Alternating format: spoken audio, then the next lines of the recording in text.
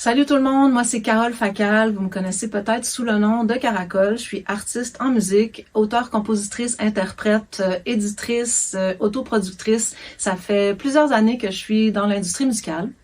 Bonjour, mon nom c'est David Bussière, je suis aussi auteur, compositeur, interprète, autoproducteur au sein du groupe Alpha Rococo et je suis aussi porte-parole et fondateur du RAM, le regroupement des artisans de la musique.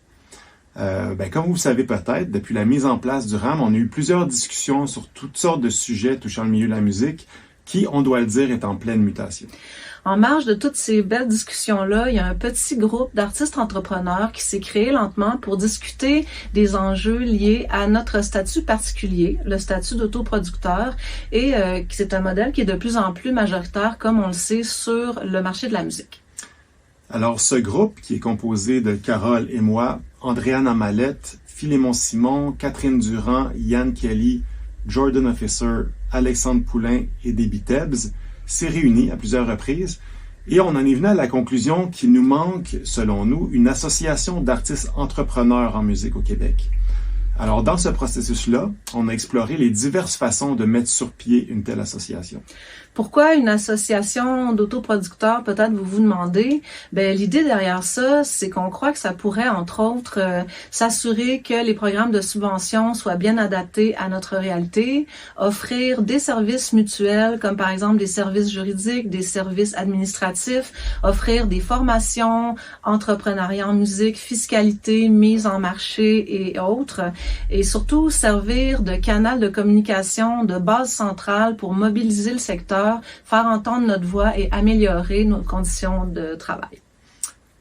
En gros, cette association nous permettra d'être plus forts ensemble, d'avoir droit à plus d'opportunités de financement public et de stratégies d'affaires, d'offrir des formations, etc.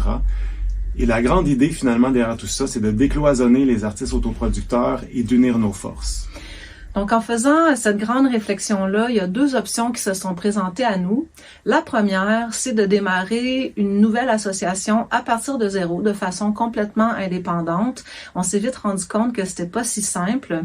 La deuxième option à laquelle on a réfléchi, c'est de s'allier à une association déjà existante pour accélérer le processus et avoir accès à une équipe professionnelle déjà en place. Alors, on a analysé les pour et les contre de chacune de ces options. L'option 1, donc de partir l'association à partir de rien, à partir de zéro, nous permettrait d'être totalement indépendants dans nos choix, dans nos activités de mobilisation, etc.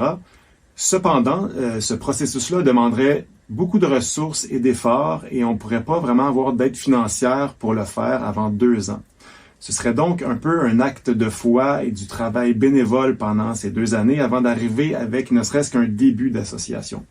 Il faudra ensuite trouver des employés dédiés à l'administration de l'association, une direction générale, un conseil d'administration, etc.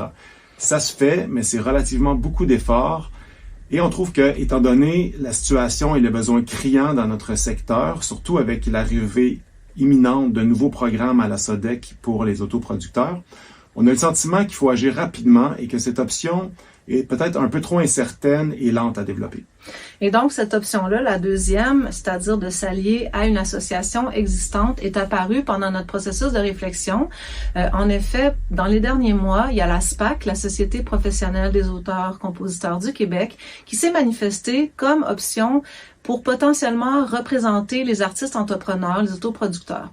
Ainsi, on pourrait peut-être intégrer une association d'artistes entrepreneurs au sein même de la SPAC. On évite de cette façon-là l'attente de 2 années d'existence pour construire une association qui sont nécessaires au niveau légal et administratif.